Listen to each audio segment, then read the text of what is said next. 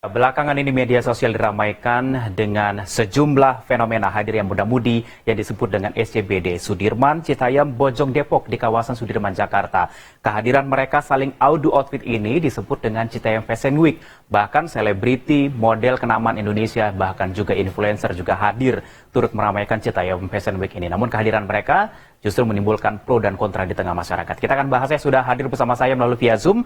Ada Mbak Devi Rahmawati, pengamat sosial. Apa kabar Mbak Devi? Baik, Mas. Oke, dan juga ada Mbak Rita Pranawati, Wakil Ketua Komisioner KPAI. Apa kabar Mbak Rita?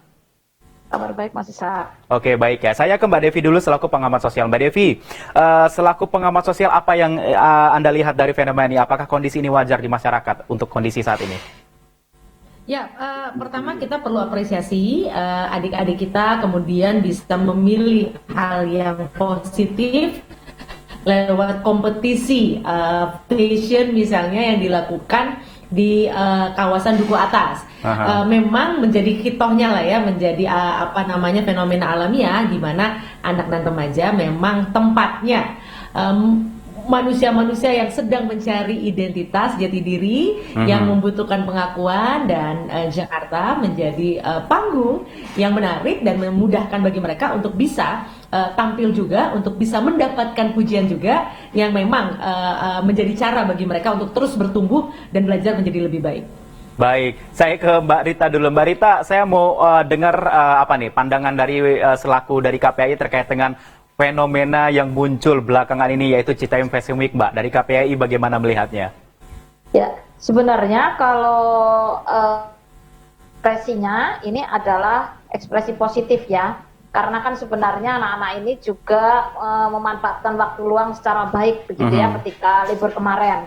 Tetapi memang kegiatan ini tentu tidak boleh mengganggu misalnya jam belajarnya.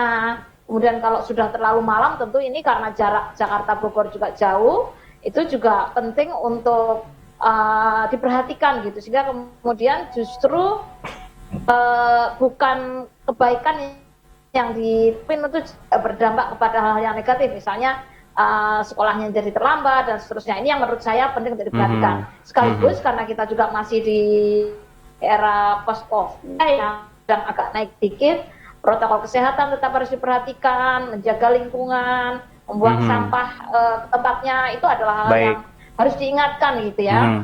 Sekaligus juga tidak merokok di ruang publik terbuka seperti itu, kemudian juga tidak melakukan hal-hal yang melanggar hukum, saya kira. Baik, Mbak Rita, tadi kan sudah dikatakan Mbak Devi begitu ya, untuk muda-mudi tanggung ataupun remaja tanggung ini sedang proses menjati diri ataupun pengakuan, begitu bisa dibilang show off lah saatnya begitu ya. Tapi kalau kita melihat dari dua sisi, ada juga nih sisi remaja yang mungkin mencari pengakuan melalui gagah-gagahan, melalui tawuran dan sebagainya begitu Mbak. Kalau kita melihat dari dua sisi ini, DKPAI bagaimana melihatnya Mbak?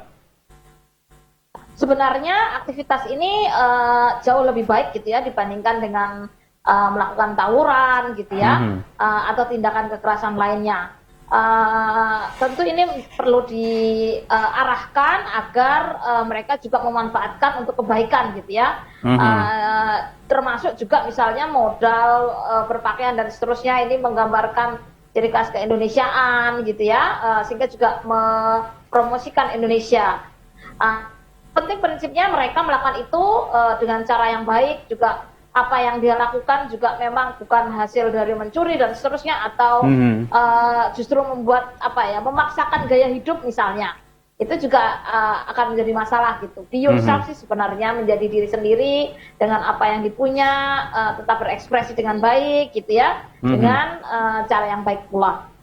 Baik, saya ke Mbak Devi selaku pengamat sosial. Mbak Devi, sebenarnya kondisi usia remaja yang saat ini lagi sedang show off, menemukan jati diri, kemudian pengen butuh pengakuan begitu. Ini normal nggak sih Mbak sebenarnya Mbak? Apa memang dulu kan memang mungkin media sosial agak jarang begitu ya, karena sekarang media sosial sudah semakin kencang begitu, akhirnya jadi viral begitu kan?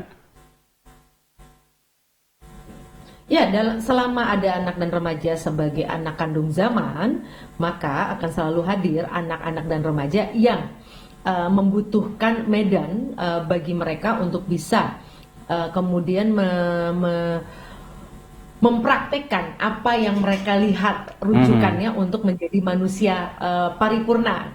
Nah, sekarang rujukan itu kan ada di media sosial. Tidak heran kalau kemudian pilihannya ke Jakarta. Karena apa yang ditampilkan di media sosial didominasi budaya-budaya asing, budaya barat, dan budaya kota. Sehingga tidak heran kalau kemudian apa yang kita lihat adalah dari segi casing, pakaian, itu pakaian budaya barat dan asing. Dan tidak masalah karena memang anak dan remaja yang melakukan proses ATM, amati, tiru, dan modifikasi. Hanya tinggal kita sebagai orang dewasa bertanggung jawab untuk memastikan bahwa mereka itu tetap berada dalam jalur yang positif dan justru selalu ada peningkatan kapasitas. Butuh ruang berarti kalau kita bisa bilang begitu ya Mbak Devi ya? Ya, artinya ini menjawab bahwa kata siapa anak muda tidak suka ruang publik. Nah, ini terbukti. Tapi memang karena faktor simbolik kota yang digambarkan mewakili kehebatan, ketenaran yang itu beredar terus di media sosial sebagai rujukan hidup anak dan remaja, tidak heran kalau mereka memilih Jakarta. Bukan berarti di kawasan penyangga tidak ada tempat-tempat yang indah, banyak. Tapi yang dikejar adalah simbol kotanya tadi. Baik, ini dalam segi positifnya. Nanti kita akan bahas terkait dengan segi negatifnya seperti apa. Usai jeda, tetaplah bersama kami di Newsroom.